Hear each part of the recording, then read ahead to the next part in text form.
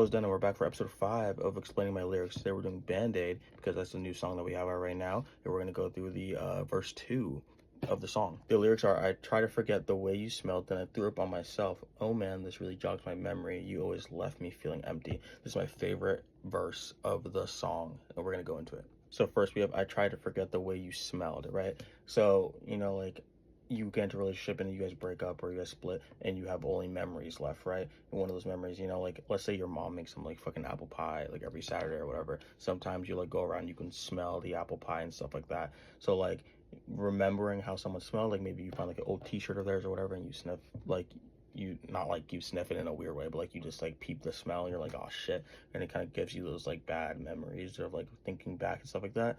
So we're trying to like get rid of that feeling. We're trying to forget that this is their scent.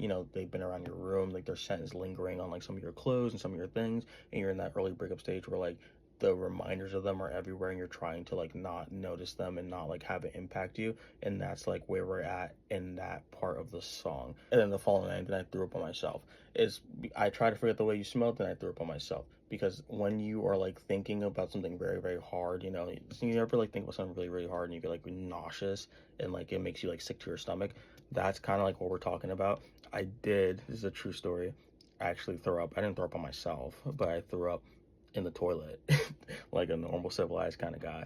But like I was just trying so hard to like not remember them and like not remember all these individual things about them, one of those things being the way they smelled, and it made me so like sick to my stomach. I tried so hard to forget it that like I gave myself a headache and I threw the fuck up like everywhere in the bathroom because I couldn't force myself to forget, and that made me feel sick. And that just like it came out, but it started up here, I felt it down here, and it made me sick, and I just everywhere. And the next part, oh man, this really jogs my memory, right? Remembering the like the feelings of like them and stuff like that, and also like the feeling sick to your stomach reminds you of the relationship and how it was toxic and how bad it was. So like the throwing up and like the sickeningness of that and like how unpleasant it is a reminder of the relationship and how bad and unpleasant it was.